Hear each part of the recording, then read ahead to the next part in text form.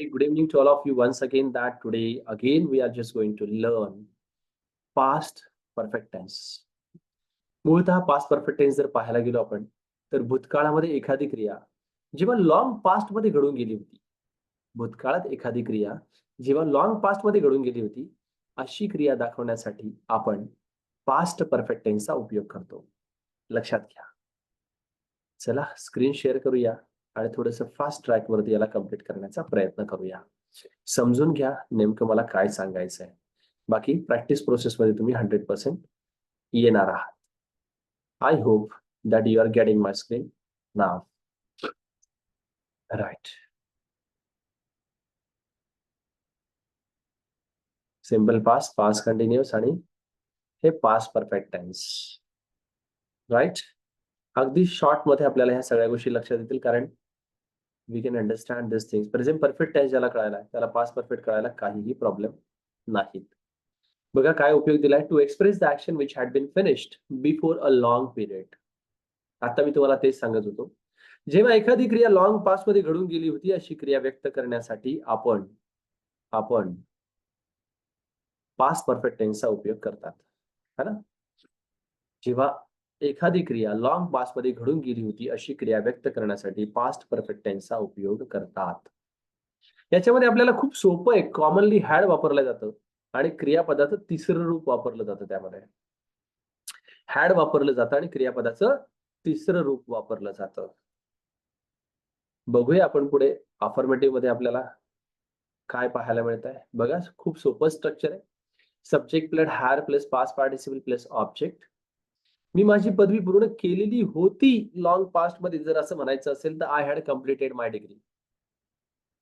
आम्ही 1995 मध्ये घर बांधलेलं आहे. आता बघा इथं आहे जरी आलंय लक्षात घ्या तरीही 1995 हे इयर मेन्शन केलेलं आहे आणि म्हणून हे वाक्य आपण पास्ट परफेक्ट मध्ये घ्यावं असं आपल्याला कंपल्शन असतं.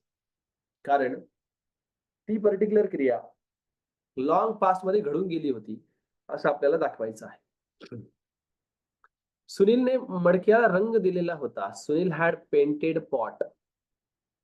रामाने परीक्षा दिलेली होती. Rama had given exam. Right. Commonly हॅडच वापरायचे. निगेटिव्ह करताना आपण हॅडला फक्त नॉट लावतो. Right. I had not played cricket. मी क्रिकेट खेळलेलो नव्हतो. लॉंग पास्टची क्रिया आपण दाखवतो याच्यामध्ये.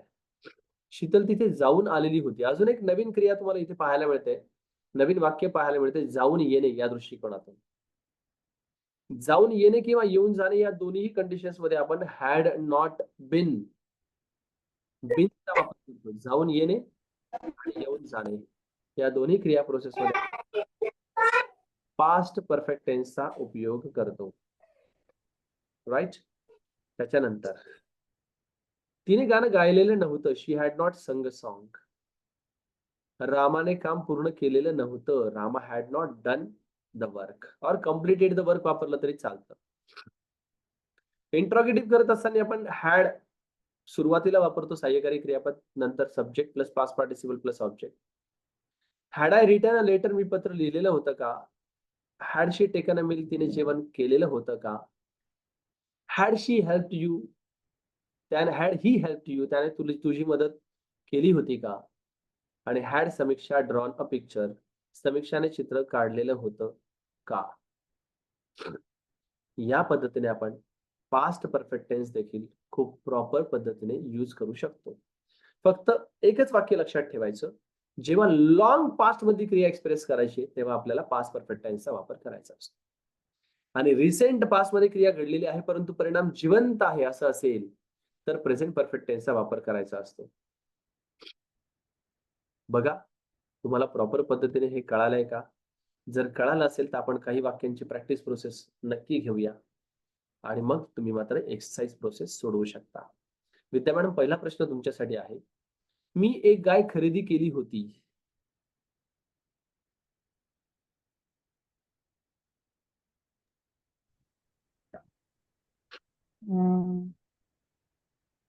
एक minute.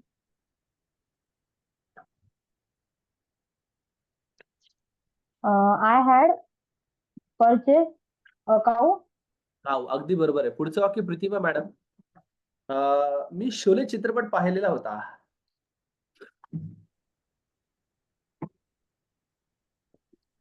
Me Sholay I had seen Sholay picture. Right, good. Swati madam, पुढचा प्रश्न तुमच्यासाठी. तुम्ही महाबळेश्वरला गेलेला होता का? काय म्हणलात सर? तुम्ही महाबळेश्वरला गेलेला होता का? Had you yes. going to Mahabaleshwar? Had you going नसतं madam, had you gone. Had you gone the Mahabaleshwar? Right, किंवा हॅड यू व्हिजिटेड महाबळेश्वर असं वापरलं तरी चालतं. तुझा प्रश्न पाठक मॅडमला आहे. राईट. ज्योतीने MPSC ची परीक्षा दिली होती का? Had Jyoti MPSC दिली होती का? दिलेला काय म्हणायचं? Give the third form. Given. हा, बरोबर. Had Jyoti given MPSC exam? अगदी बरोबर आहे. जाधव मॅडम, पुढचा प्रश्न तुम्हाला आहे. गौरीने रांगोळी काढलेली नव्हती.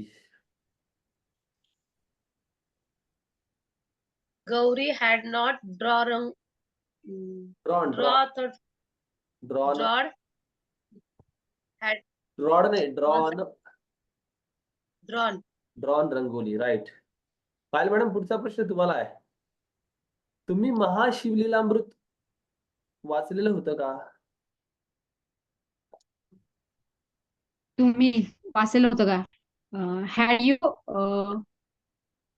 Return had you read? Return ना? Read. Had you read have you read Mahamrityunjay book? Mahamrityunjay नाही, नाही, काय म्हण शिवलीलामृत सांगा. सॉरी, हॅड यू रीड काय? रीड ना? Read. Read. Okay. Had you read Shivlilamrut. Okay, right, fine. Shivlilamrut. नको ना. येस. विद्या मॅडम, पुढचा प्रश्न तुम्हाला आहे. Right, good. नाही, मी माझा प्रोजेक्ट पूर्ण केलेला होता. I had completed in का sir? Completed. I had completed.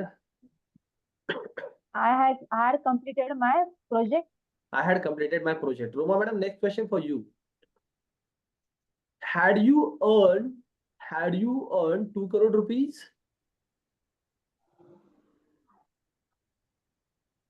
म्हणजे काय sir? तुम्ही 2 करोड रुपये कमवलेले होते का? अर्न म्हणजे कमावणे. पुढचा प्रश्न तुम्हालाच विचारतोय. Right. Had you visited Goa? तुम्ही गोव्याला गेले होते का? राईट, बरोबर. जाधव मॅडम, पुढचा प्रश्न तुम्हाला आहे. कृष्णाने लोणी खाल्लेलं होतं का? Had Krishna eaten butter? Butter. अगदी बरोबर आहे. मुद्रिका मॅडम, पुढचा प्रश्न तुम्हाला आहे. तुम्ही इंटरनेट रिचार्ज केला होता का? काय सर? तुम्ही इंटरनेटचा रिचार्ज केला होता का? You had recharge to internet? Had you.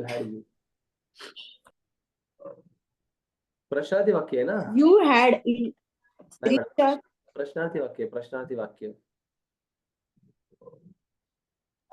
Had you recharge internet? Had you done the recharge of internet? Had you done the recharge of internet? किंवा had you recharged your internet pack? असं दोन्ही वाक्य आपण वापरू शकतो. Had you done पण वापरू शकतो आणि had you recharged your internet pack असं वापरलं तरी चालतं, काही प्रॉब्लेम नाहीये. राईट. बघा या पद्धतीने आपण जर छोटे छोटे वाक्य जर इंटिग्रेट केलं. प्रतिभा मॅडमला वाक्य राहिलं विचारायचं. हो सर. ओके, तुम्हाला पुढचं वाक्य आहे मॅडम. ज्योतिषाने तुम्हाला काही सांगितलं होतं का?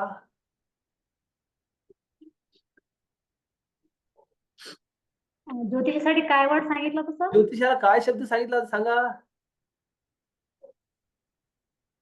Astrologer. ऍस्ट्रॉलॉजर. राईट. हा,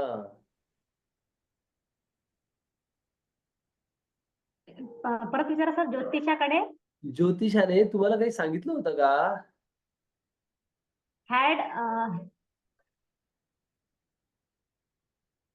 had you told?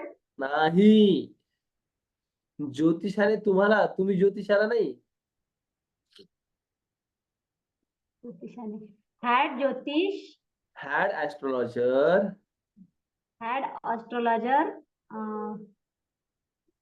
Told something to you. To you. हा, टोल्ड बरोबर आहे का सर? 3 येस, टोल्ड बरोबर आहे. Had astrologer told something to you. या पद्धतीने आलं लक्षात. आता झोपायच्या आधी कमीत कमी 10 वाक्य आपल्या मनाने करून पाहायचे पास्ट परफेक्ट प्रेझेंट परफेक्टचे. आणि कोणते वाक्य घ्यायचे? आपल्या फॅमिलीशी रिलेटेड, हजबंडशी रिलेटेड, मुलांशी रिलेटेड, आपल्याशी रिलेटेड असे वाक्य घ्यायचे प्रेझेंट परफेक्टचे, ज्या क्रिया झालेल्या आहे पण परिणाम जिवंत आहे. आणि ज्या क्रिया लॉंग पास्ट मध्ये घडून गेल्या होत्या तुमच्या सगळ्यांच्या लाईफ मध्ये, त्या क्रिया तुम्ही पास्ट परफेक्ट मध्ये घ्यायच्या. आलं लक्षात. चला, आपल्याला टॉपिक शेअर करायचा आहे. 5-6 मिनिटं आपल्याकडे राहिली आहेत. ट्रॅफिक इश्यू है ना. पटापट चला. पाठक मॅडम बोला please.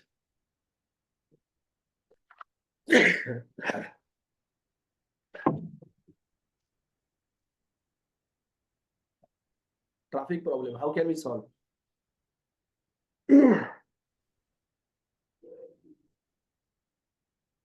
First at all, must use First of all.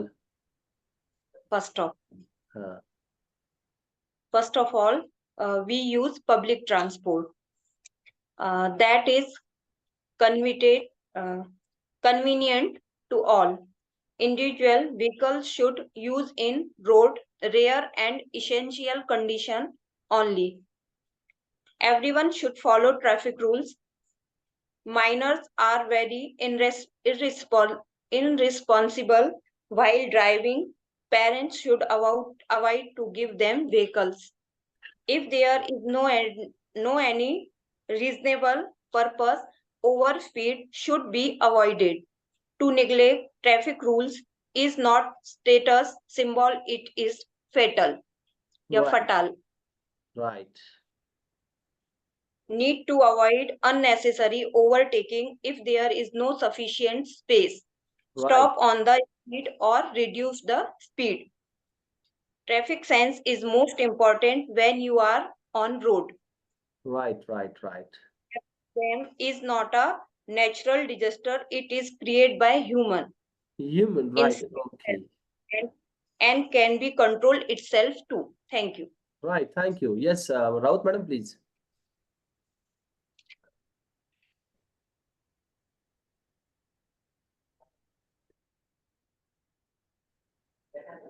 How can we control over the traffic?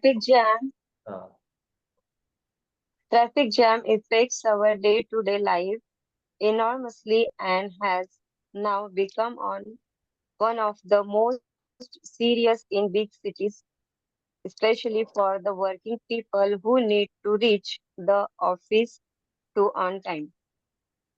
Traffic jam also causes mental and psychological stress that can bring negativity towards work, education, and personal life. Traffic jam not only wastes time but also wastes fuel and causes air pollution. Now people are preparing carpooling and public transport like local maintain okay okay. आवाज येतोय ना sir?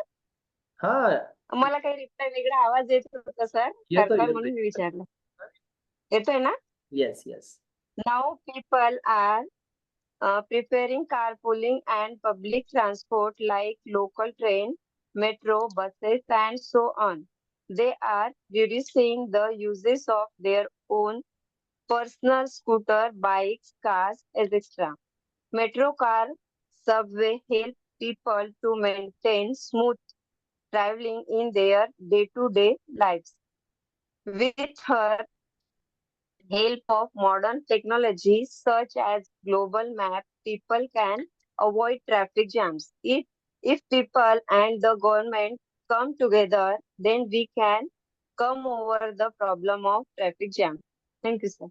Right. Thank you very much. आता हे बघा बाकीच्यांचे जेवढ्या जणांचे responses आहेत ना, तर त्यांनी सगळ्यांनी मला रेकॉर्ड करून पाठवा. यासाठी की आता 9:30 झालेत आणि माझी ऑलरेडी एक दुसरी मीटिंग पण चालू झालेली आहे.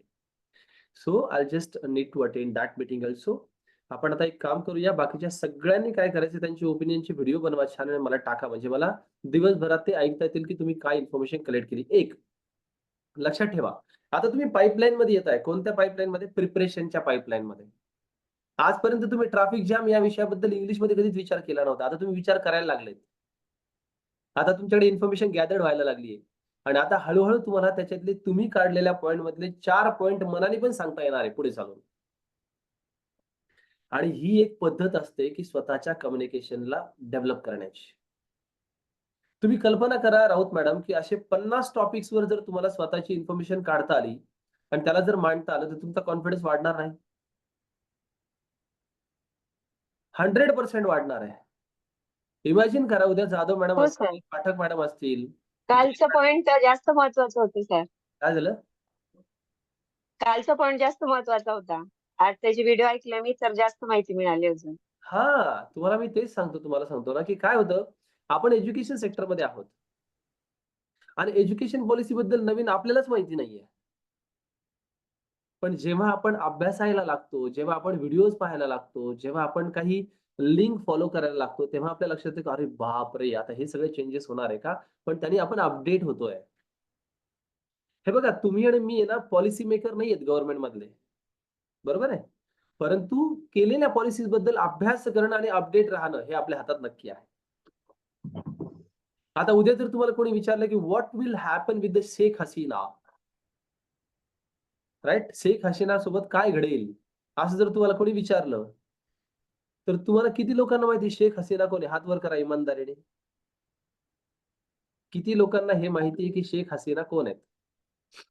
इमानदारीने हात वर करा.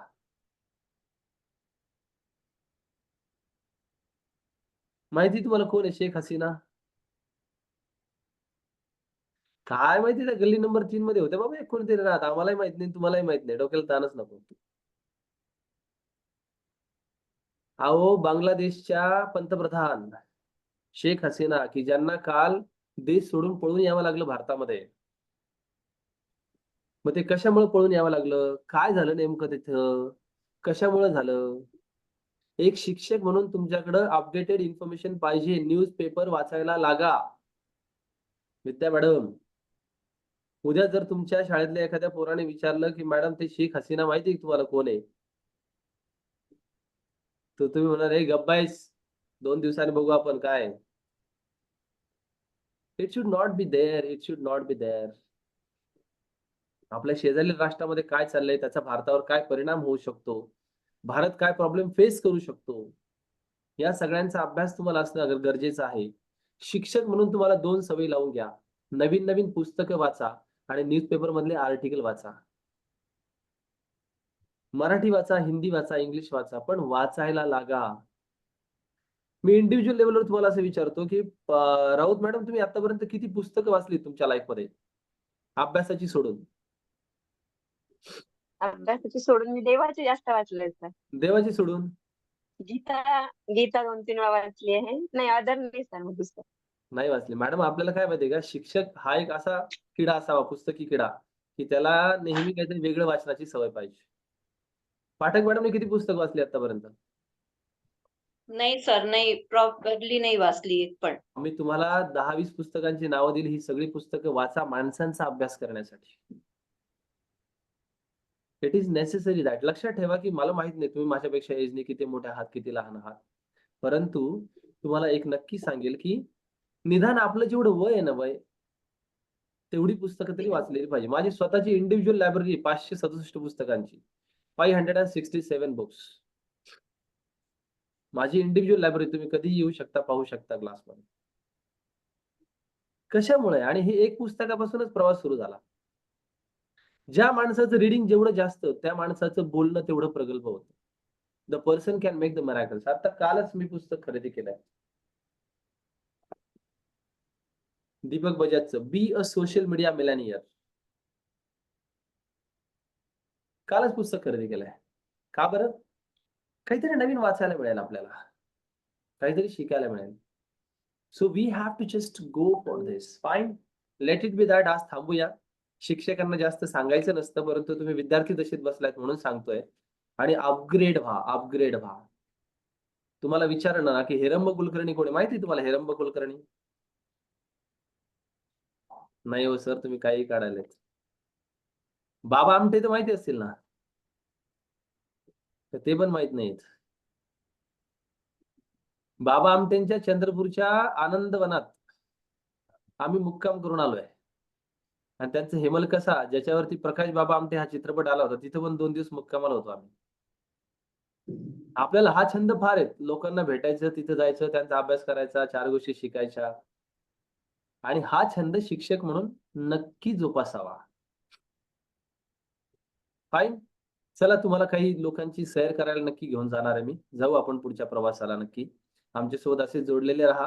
जेव्हा जेव्हा तुमच्यापर्यंत माहिती येईल, तेव्हा तेव्हा त्या त्या व्यक्तीला भेटण्यासाठी नक्की या. Fine. Now will just stop here. Thank you. Thank you very much for being with me. Thank you. Good night everybody. Good night. Good night, sir. Good night. चलो, गुड नाईट.